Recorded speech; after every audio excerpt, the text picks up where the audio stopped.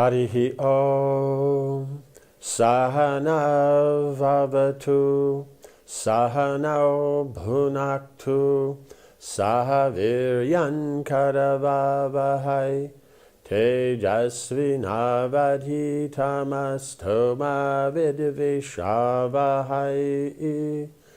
Om Shanti Shanti Shanti. Om Jaya Shri Krishna Chaitanya Prabhu Nityananda Shri Advaita Gadadhara Srivasadi Gaura Bhakta Brinda. Hare Krishna Krishna Krishna Hare Hare Hare Rama Rama Rama Hare Hare. Jai. So reading from the Mahabharata.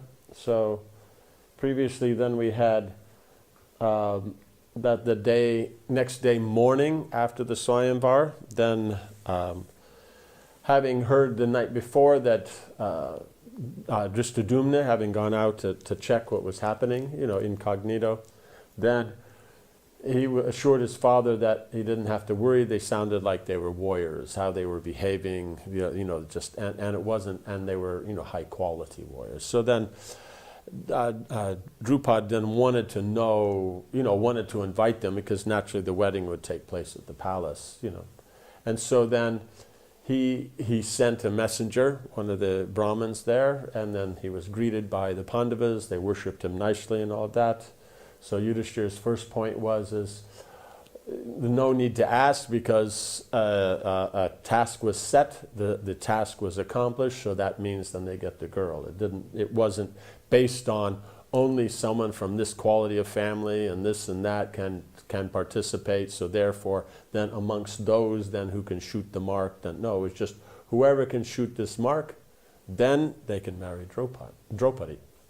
And so then there's no question of asking. And then he said the next thing is that, but you don't have to worry. Your prestige of your dynasty and the prestige of your daughter haven't been lowered by this arrangement and that. And then just as that they were discussing with that Brahmin, then it said, as Yudhishthira spoke, another messenger arrived to tell him that a great feast had been prepared in the city. He asked the Pandavas to please come with him to the king's palace, where the wedding ceremony could be properly performed. Because otherwise in the hut there, not a whole lot of space and all that, and arrangements and that. So, but at the palace they can make, grand arrangements. Yudhishthira ascended, and the messenger showed the brothers to a couple of golden chariots that Drupad had sent. After placing Kunti and Draupadi on one of them, they mounted the other, and all of them left for Kampilia. The white steeds drawing the chariots soon brought them to Drupad's palace. As the Pandavas dismounted, the king's ministers greeted them and led them to the hall where the feast was waiting. Headed by Yudhishthira, the brothers entered the vast chamber. Costly rugs covered the floor, and many long tables lined the walls. Right, so they're coming into this large chamber. And so it has, long tables along all the walls. And then in the middle we'll have all the nice rugs and everything like that. So the idea being is that you walk in, and then you would naturally, since it's open, to go to the walls, you make a choice to go to this wall or that wall, or not to go to any of the walls, right? On one table, the king had placed various items associated with Brahminical life, sacrificial paraphernalia, holy books, and garlands. On another were items by the Vaishya class, farming implements, ropes, seeds, and the like. Yet on another were weapons, armor, shields, rockets, and other instruments of war, as well as expensive clothes, gold ornaments, and other fine things of different types.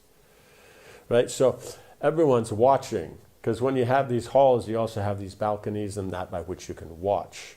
Those are set up so that the members of the family that don't want to take part formally can just sit up there and watch everything. And so they can be up there and watch everything. So naturally, since they line the walls, you'd have to go from where you are all the way over to the side. So we're not talking about a little room or a hall. They're big. So that means they see the things in front, then they're going to see something and walk over. So it's not that it's all right here, so you kind of look around and touch this, that. You'd have to actually walk to one of them, or to the other, so whichever catches your attention first. So it's kind of like when you have the child, the baby, and you put the money or you put the book with the Bhagavatam, then it's kind of like which one catches their attention. Everyone gazed at because they're still trying to figure out who they are, right? They don't know. Everyone gazed at the brothers as they strode into the hall. Seeing those powerful men clad in black deerskins, right? Because they're dressed as Brahmins, because Brahmins wear black deerskins. The Kshatriyas will wear spotted deerskins, and the Vaishyas will wear ram skins, right? So all, powerful, but at the same time they're different. So the black buck is considered they're an antelope. They're considered like the most auspicious in that. So the Brahmins wear that. So they're dressed as Brahmins. Each with the gait of a sportive lion, broad shoulders, long and well-muscled arms, resembling serpents, eyes like furious bulls. So these are all definitions of kings, right? Because the Kshatriyas won't have eyes like furious bulls, right? If they look at you, it's very powerful. So they'll generally have more gentle eyes and things like that. So everything about it, sportive, how they walk, just that gait that they have, like the lion, how they walk, they're just so powerful. The king and his relatives, ministers and attendants were gladdened, right? Because Dristadumna already said, no, he thinks they're Kshatriyas, and that. And then how they come in, even though they're dressed as Brahmin, how they walk. You could just see how they carry themselves and what they look like, because they didn't really see all of them. They saw Arjuna and Bhima, but then Arjuna you could see nicely, but there mostly it's fight, but the others you didn't see. Without hesitation, the heroes, in order of age, fearlessly sat upon seats of gold, furnished with silk and provided with footstools. At once, well-dressed servants and maids fenced many kinds of delicious food on gold and silver plates. The brothers dined with pleasure on the rich preparations brought before them, food worthy of kings. Right, so here, these are golden seats of gold furnished with silk and provided with footstools. So they're big. They're not little dinky things. They're not just a little wooden plank that you go and sit on. Maybe it's fancy. It looks like korma about this big. So no, we're talking about these big that kings sit on. So they would have done that on purpose. Brought out these seats that they would reserve for like really fancy kings and stuff. Somebody's, Bhishma is coming to visit them. They bring this seat out. So they brought out those 5, had it all there. And you see, as fearlessly, they went and just sat on it. Brahman would go, okay, what's happening here? Seats are there, but, it's a palace, it's decorated like that. And immediately they just see that. There are 5 of them, they just go and sit. Then immediately they brought the feast, they eat, they dine, as if everything's just normal. So this is you understand? This is how they're checking. One is that they're feeding them nicely and everything. That's up because now they're relatives. But at the same time is you're seeing how they act. Because the Brahma would kind of just sit there on the side and, wow, this is so big. I don't need to sit here. I could sit on the floor. And because they just sit on the floor and eat. Yeah, gold and silver plates, all this. They used a banana leaf or a lotus leaf like this. When the meal was over, they rose and went to the table containing the weapons and royal items. Right, so they had finished, washed their hands and everything like that. Then they went over. Weapons. They carefully examined all the pieces, discussing them among themselves. Right, so how they walked in, how they sat, how they ate, and now afterwards, then how they go and look at all these things.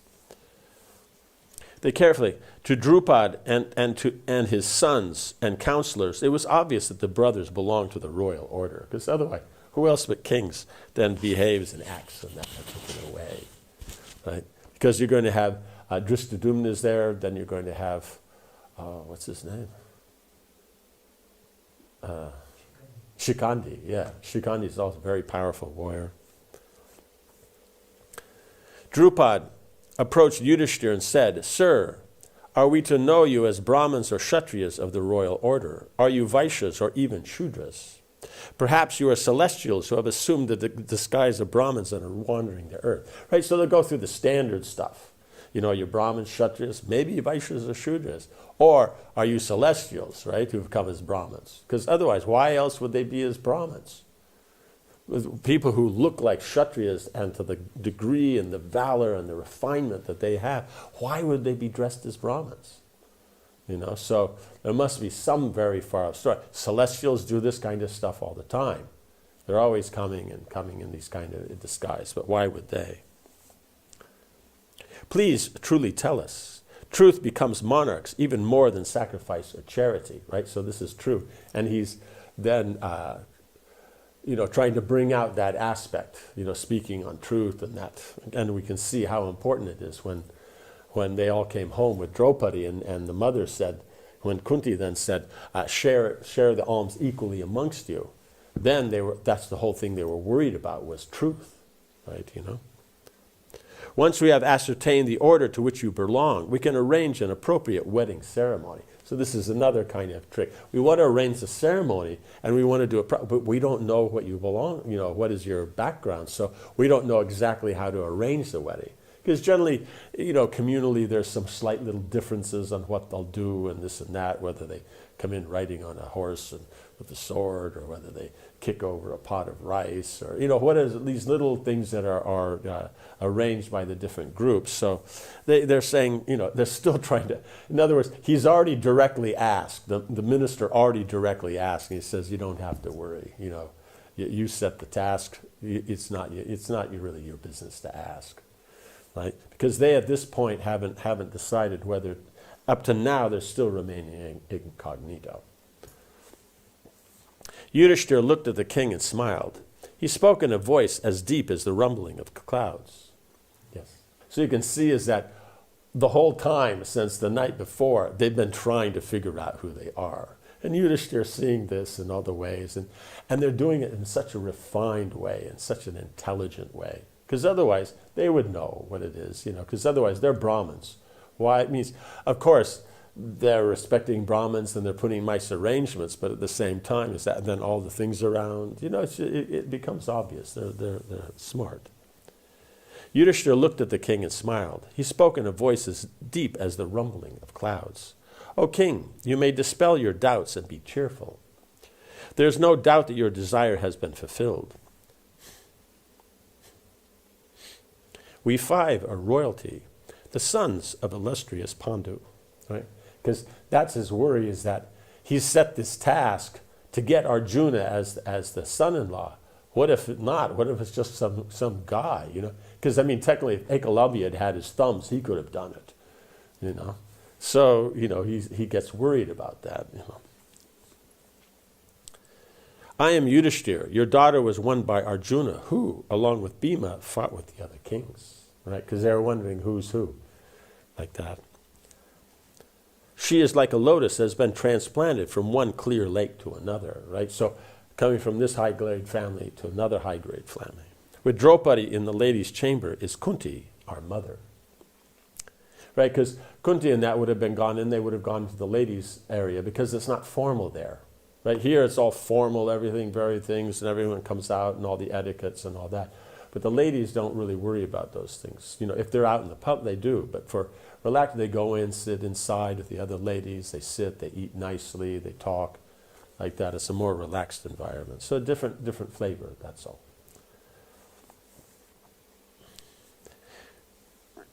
Yudhishthira folded his palms and said that he had told the king everything that needed to be told.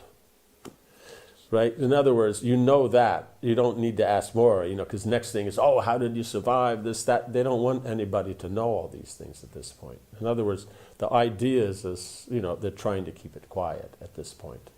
Until it's arranged, they're married, then now they have an alliance, right? Because otherwise there's 5 people and the whole Kuru dynasty and their associates, and allies. Though we did see that Arjuna and Bhima could easily take care. But at the same time, you don't want to unnecessarily fight. Just because you can win doesn't mean you should go through that trouble if it can be avoided. So here now, if they have Drupad as their ally, now the Dhritarashtra, his sons, will be now more careful about how they deal. Surrounded by his brothers, he added, "You are a revered elder and superior. We now take shelter of you. Tell us what should be done," right? Because now he's the father-in-law. So he asked, okay, so now what should we do? We're here. What do you suggest? Tears flowed from Drupad's eyes.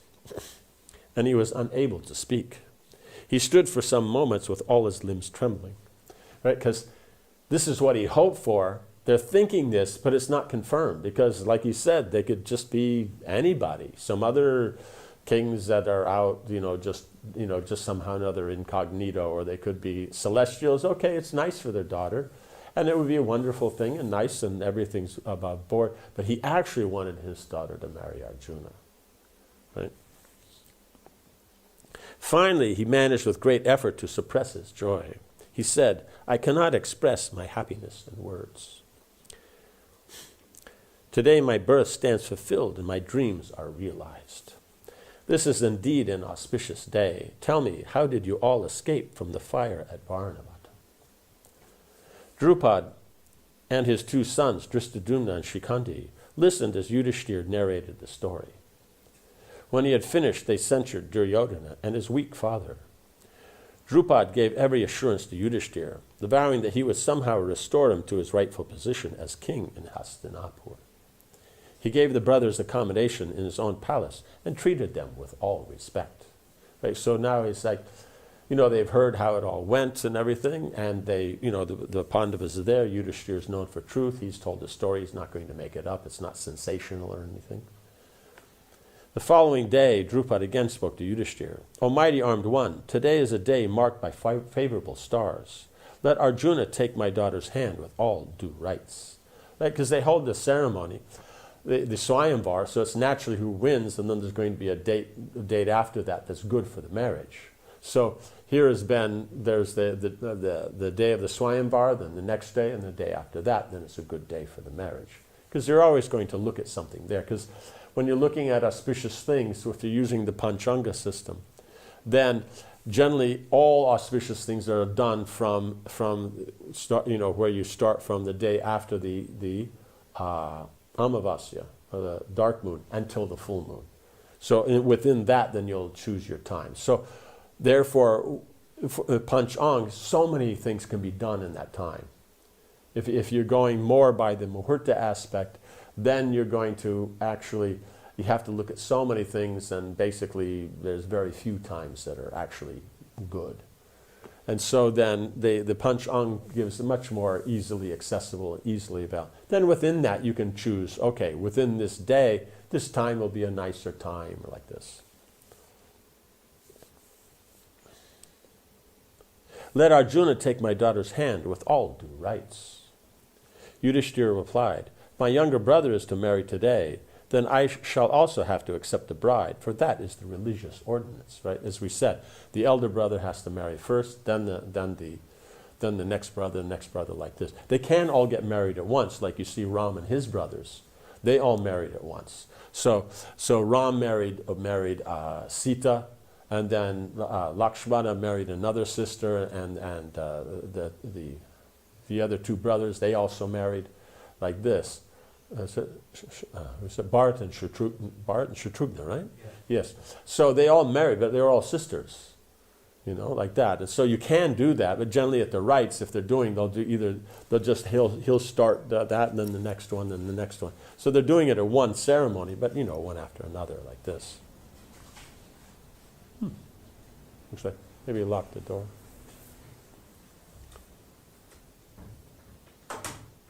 Yes.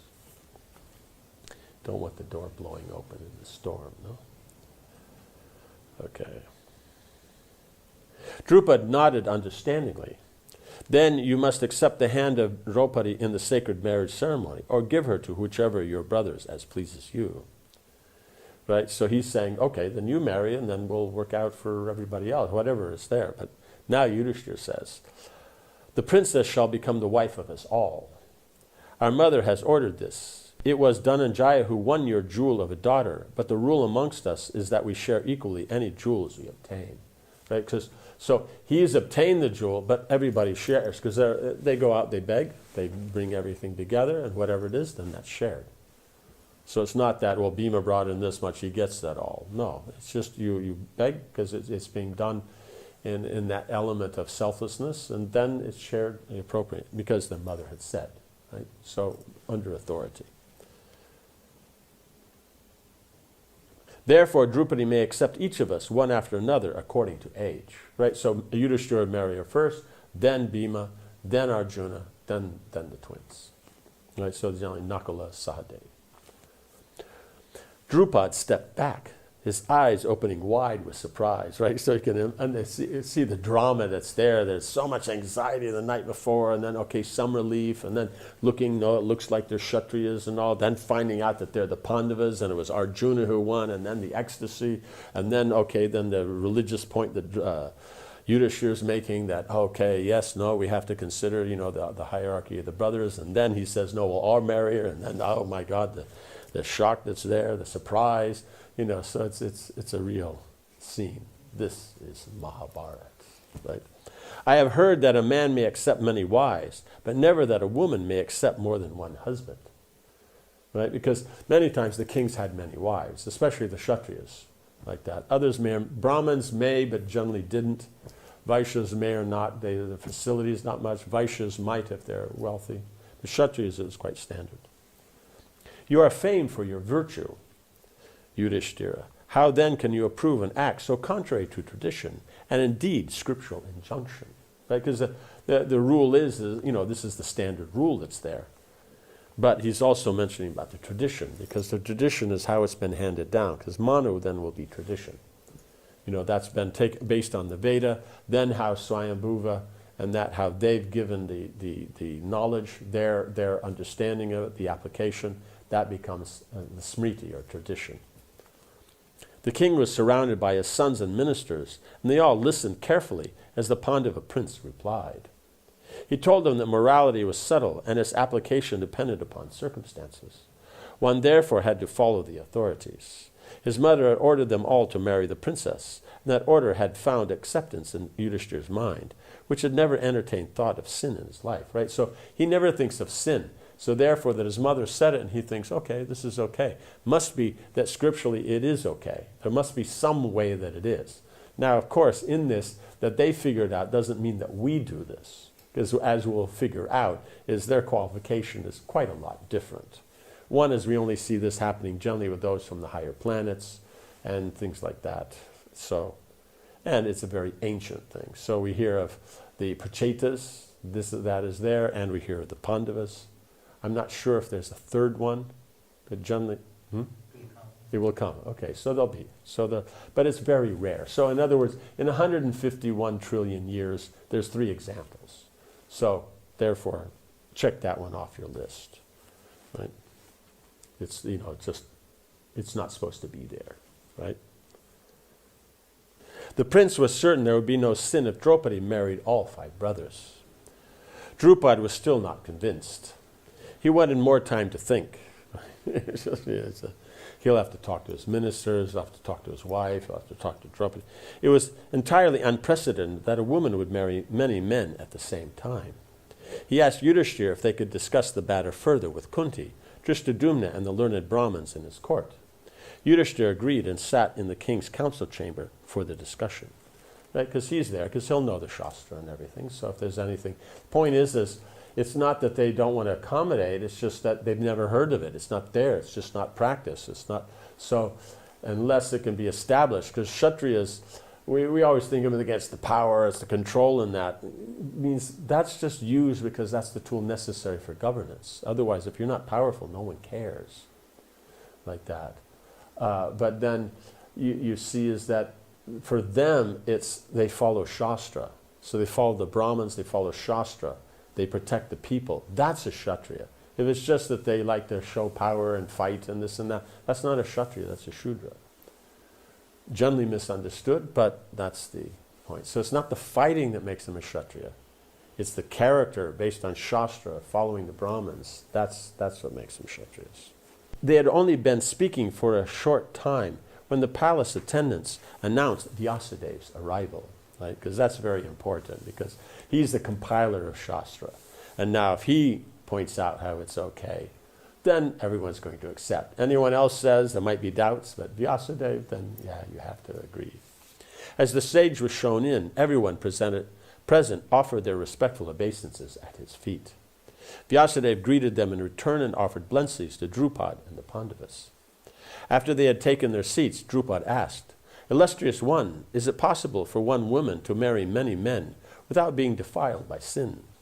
Please tell me truly," right? Because that's his worry, is that his daughter is going to be, the arrangement maybe not have been a great arrangement, maybe her position has been reduced. Then he finds out it's not, so then he's very happy. Now he's worried about this.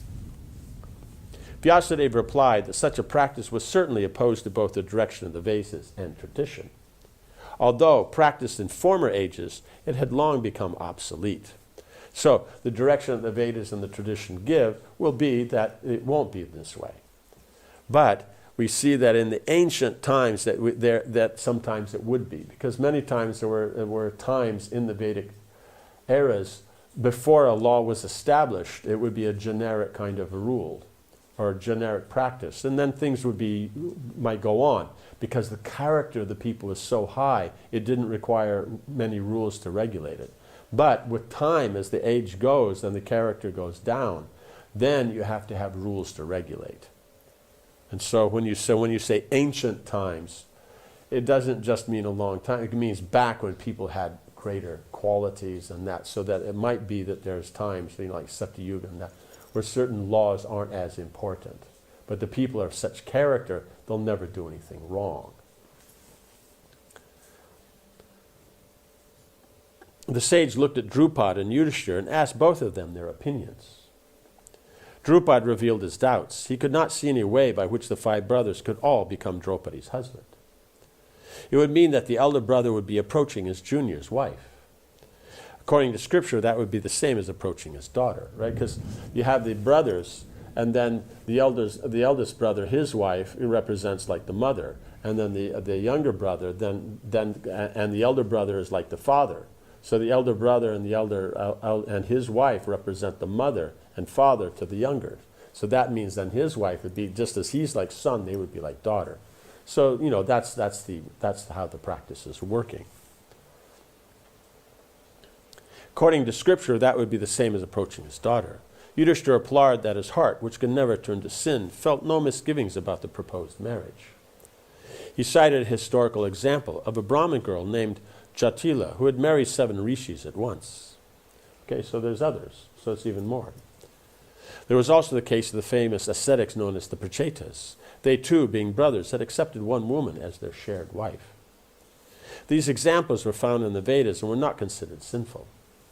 In certain circumstances, even established rules may be broken in order to preserve a higher religious principle. So in here is because their mother had ordered it. That's the higher principle. The authority had ordered it. And here it's not just, okay, well, if my mother says it's all right, then I can do whatever I like. But this is a woman who has never told an untruth in her life. From a high-grade family, all these things. So you have to put it all together. That's why in this is not an example for us. The point is that they're following authority. They're doing this. And he's presenting it to his father-in-law. He's not really, he wants to work it out. Vyasadev's come. What does Vyasadev say? So then you see is that this is the principle here.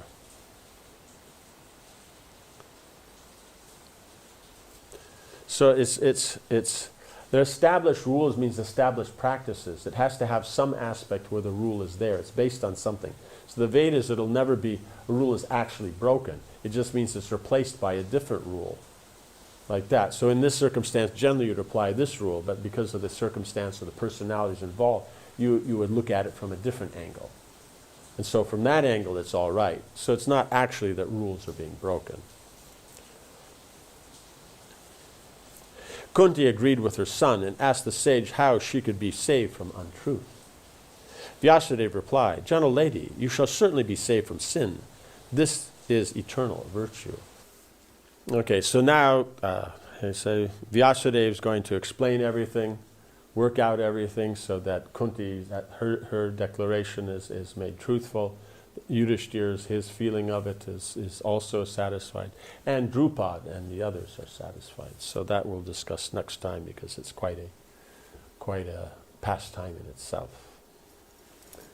Om Hare Krishna, Krishna Krishna, Hare Hare, Hare Rama, Rama Rama, Hare Hare. Jai Srila Prabhupada ki jai.